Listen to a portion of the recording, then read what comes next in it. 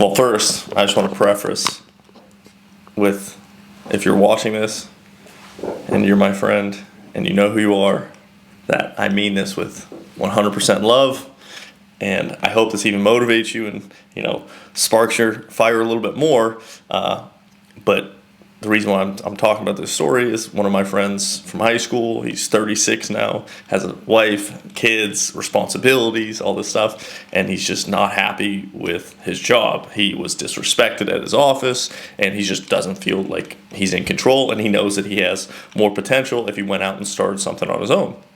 And we've been having this conversation for a little while now, and the tough part is when you have a lot more responsibilities, you're a little bit older, it's a lot harder to quit. It's a lot harder to go out and start something on your own and, eat ramen noodles and work, 15-hour days and, just grind for a bit like I had to do in my 20s.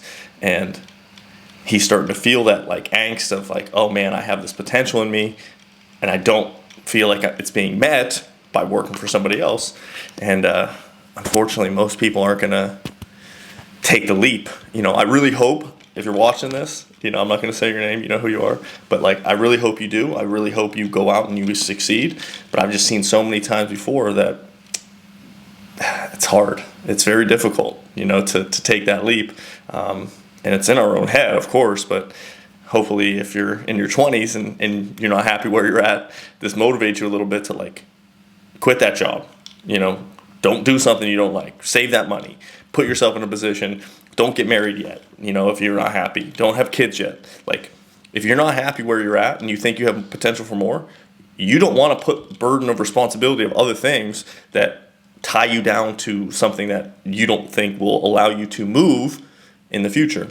That's why, I didn't get married. I didn't have kids. I didn't buy a big house or anything like that. It was because I knew that I didn't know exactly what I wanted, right? People are like, well, I don't know what I want. So then definitely don't get married, definitely don't have kids, and definitely don't go, into debt or get this big job and think that you now have to keep up with the Joneses. If you don't know what you want, then do everything that will allow you to figure it out in the future, which is don't get tied down, don't have kids, don't put a big burden of debt on your plate, right? So that's my message. I think John, what was your thoughts when I was telling you this about this scenario? I think as soon as you began telling me about it, I just felt like this is all too common. Yeah. That a lot of people are struggling with this, but also 36 is relatively young, but when you start stacking responsibilities, financial responsibilities for them, their significant other, their kids, then it becomes much more difficult, and it's harder to be in that position where I gotta grind when it's you're trying to raise your kids, you're trying to be a good husband and provide for your family, but you also are I don't like my job, I need to do something else. It makes it very difficult.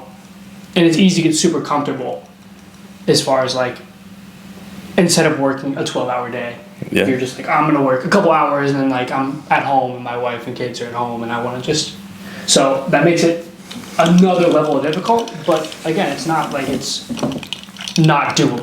Yeah, it's not possible. I mean, and even he knows it. We all know that if we grinded for 5 to 10 years, we will it's impossible for you to fail completely unless you just don't make adjustments. And he's a very smart guy. He was, top of his class, very hardworking, a very capable man, without a doubt. And he even said I know for a fact if I, grinded for 10 years, he goes, there's no possible way I won't be, where I want to be.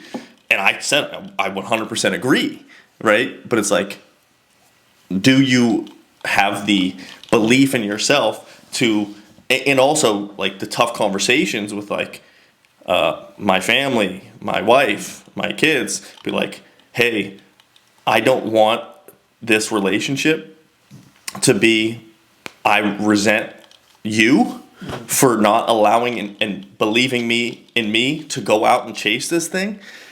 So we need to have a really deep conversation because I can't just be the provider right now. Because in 5, 10, 15 years, if I'm still doing this, I'm going to hate my life And would you be like a fan of me? No. Like, and I don't want you to leave me. I don't want, this family to dissolve because I'm just not the person I know I could be.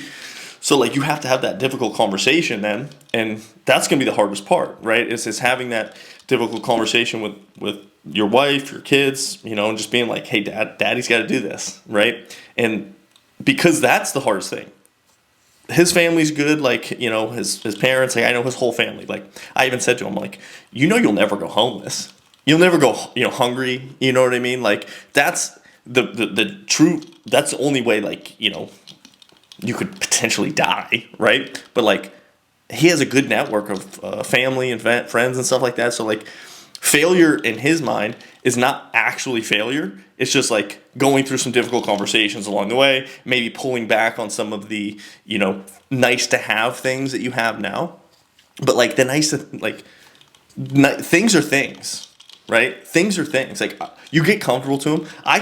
That's what's really nice about, like, if you're in your 20s, being able to be comfortable just in the shit. You know what I mean? Like, in just like whatever. Like, I'll live in my duplex, which is fine, and it was in like downtown and whatever. Like, my sister was like, "Oh, why would you live down there?" I'm like, I'm a grown man. Like, people live here. Like, who am I to say that I'm better than living wherever? You know what I mean? Like, I'll live wherever, and then I'll eat chicken and fried rice and ramen noodles. Like, I don't care. But like, I could go back to doing that right now, and it would actually, to be honest with you, it would probably help me in a lot of ways. Because when you have too many options, it stresses you out. Mm-hmm. So yeah.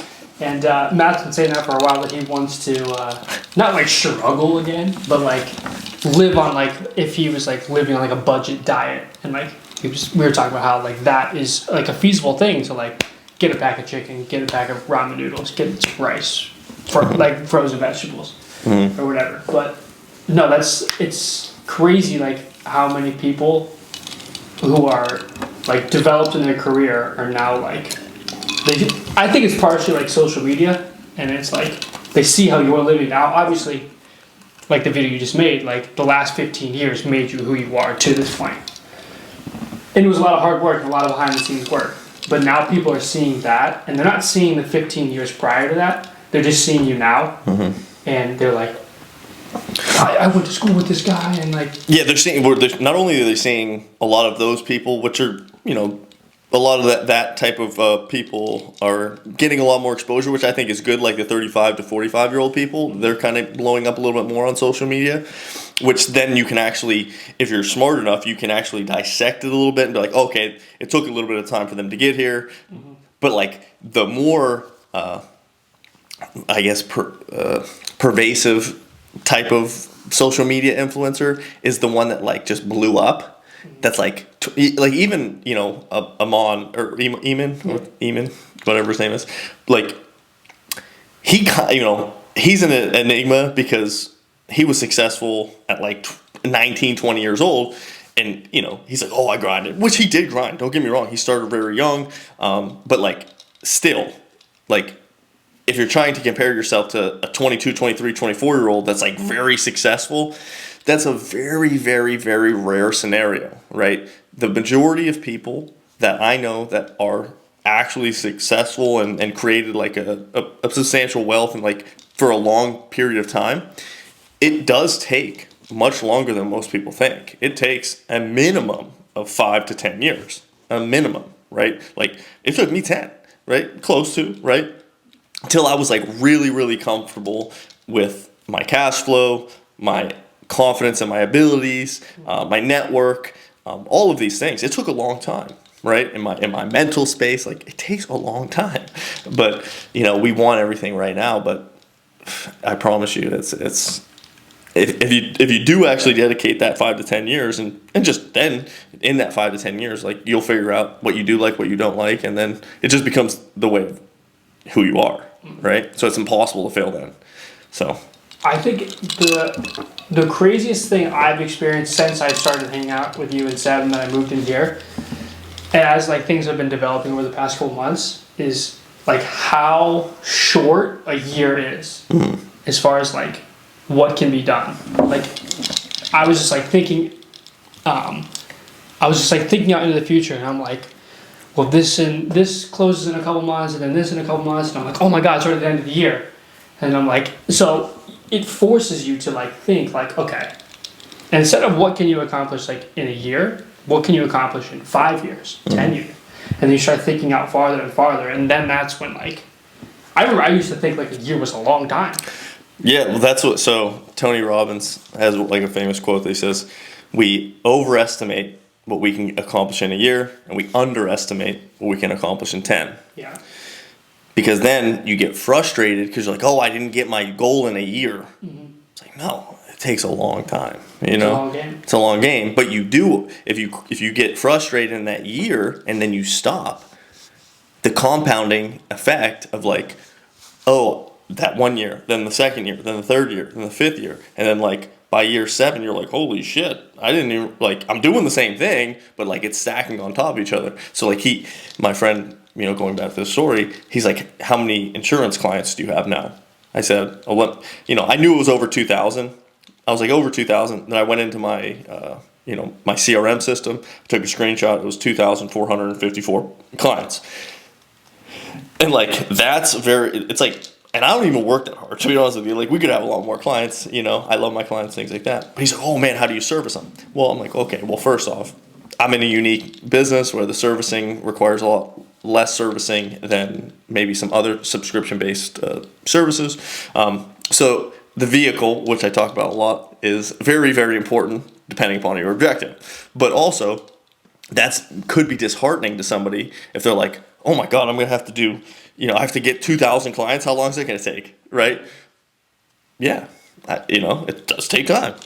And this is where understanding what your objective is, and then like kind of figuring out along the way as well. So like, I don't know why, but like I always had this like inkling of like, I didn't want to build like a business that was going to be reliant on like a handful of big clients that like I would stress out if they left me or something like that. And that's and that's for sure could be a business model, right? Like you could probably get to the point of where I'm at financially with a lot less clients that just pay a higher, servicing fee. But also, then you have a lot more relationship management and more stress because if this one person leaves, I could lose a significant amount of money every month. So for me, it was always like, I wanted to have, and I knew this game was going to take longer because it's just a longer game. You have to have a lot more volume, right? It's a lot more volume. But I just knew that like, okay, if I can create this like moat of just like, if a couple of my clients leave every year, I'm always going to be getting more clients, like the churn, right? If X amount of people are leaving every year or dying or whatever, right? I need to bring in more than what I had before, and it compounds every year. And like if a couple of them leave, I'm not stressed out about it, right? So that's one business model. The other one is like I could just have 10 clients and they all pay me 10 grand a month. Mm-hmm. You could also do that. It might get you there quicker, right? But then you have 10 clients that are paying you 10 grand a month. Service. Yeah, exactly. So like the servicing on $10,000 a month is going to be a lot. Like they're going to expect a lot more from you. Like if I have 2,000 clients and they're not really paying too much, but like I'm getting paid by the insurance companies and the government and things like that. They don't really expect a ton of service. Like, of course, I'm going to service them. If they call me, I'm going to take care of them.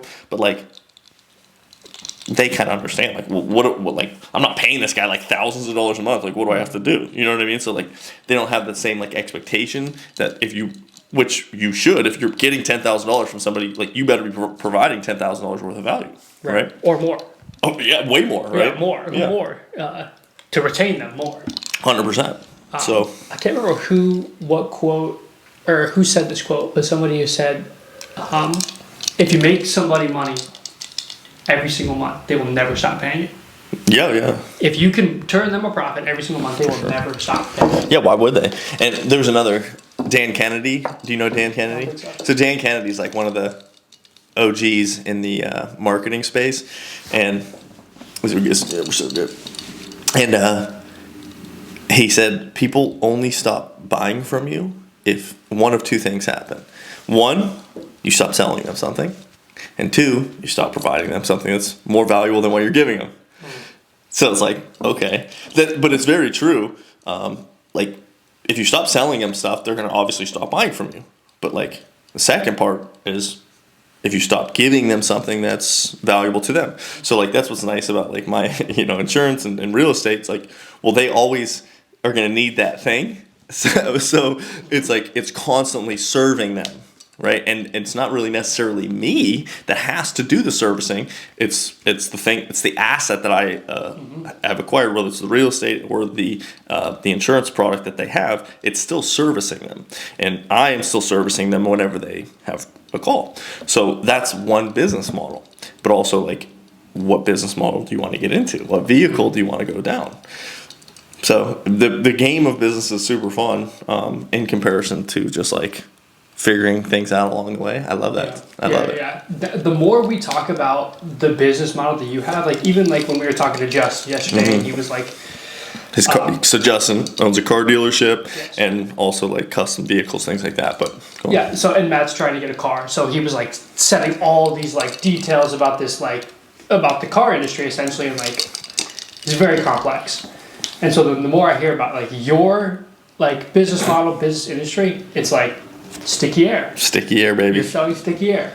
And so if you're young and you want to get into sales, hit this guy up because it's a good model. It's a great model, and it really just depends on like what your objective is, right? Because you could like some people are not genuinely satisfied with, something that they're not like they don't enjoy doing or something like that.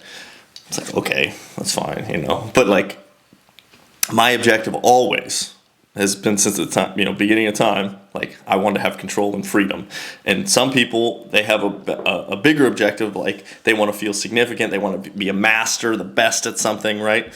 And that's fine. Like I know that there's going to be, like I knew this from even when I was starting my insurance agent. I'm like, I'm not going to be the best. I'm not competing to be the best insurance, agent. I'm not competing to be the best, the toppest, the biggest, Medicare insurance agency or anything like that. That was never my objective because that would require a lot of my time and energy, which that's fine if that's what you want. Like you have to sit back and actually ask yourself, like, what kind of life do you want? I know what I was willing to do to get what I wanted and what I'm willing to trade in the future to continue that life and continue to do those things. But like, I don't know. I think people just, they're so concerned about like what everybody else thinks of them. Like that's the one thing, like if I could boil down to like what my superpower is now, is the fact that like I don't give a shit what anybody thinks about how I live. Like I genuinely don't. And I always kind of had that a little bit. Obviously a lot more now because I'm confident in who I am and what I have and all this other stuff. But like I always knew like I was a little bit different, and it kind of gave me like a little bit of I don't know, like a little push. Like I actually don't want to be like everybody else. So when people would talk shit about me or anything like that, it actually gave me fuel. So I'm like, oh great, that means I'm on the right path. Because if somebody's talking shit and like they're like, oh, he's different, I'm like, good.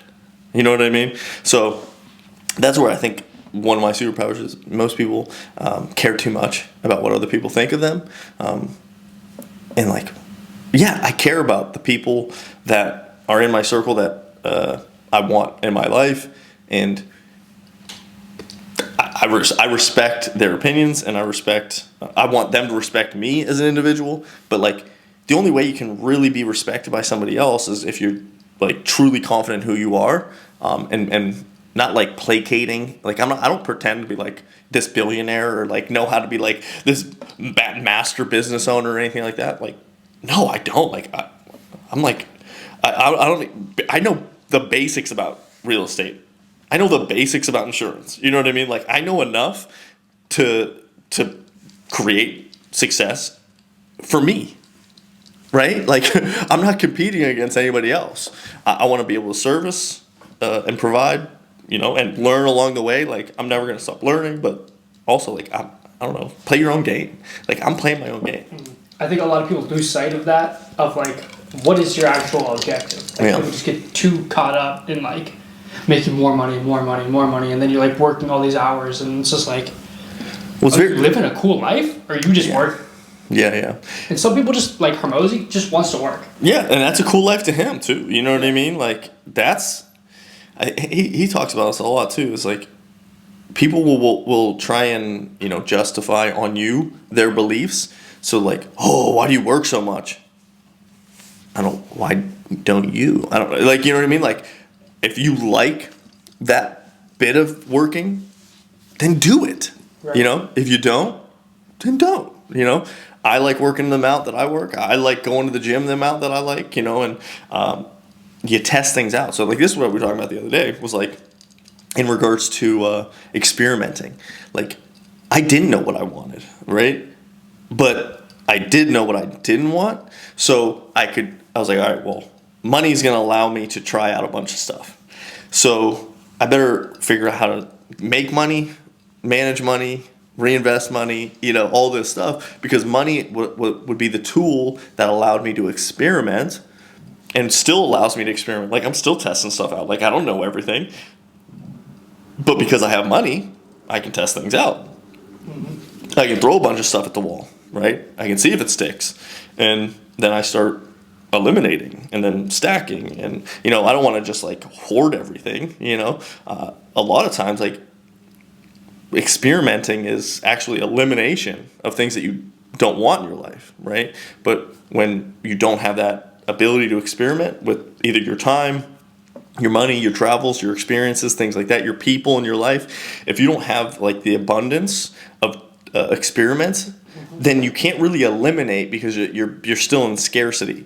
Like, I'm perfectly fine eliminating like 99% of the shit that comes my way, whether it be relationships, friends, you know, other things, you know. I'll just, like, I don't need that. Like, why would I need that in my life? Because I've already had like a test of that, and then I can just throw it away because I've already tried that. It doesn't make my life any better, you know. So you have to experiment. Mm-hmm. I think a good example of that is like, we just went to go like test drive cars. Mm-hmm. So we drove the Acura RDX. You're like, oh, this one's all right. Yeah. Keep it potentially on the list. Drove the BMW X5, whatever. Like, yeah, it was all right. And then you're just crossing them off once you find a better option. But obviously, it's test driving cars. Anybody go test drive cars. But also, like, so in that scenario, that doesn't really give you the full picture.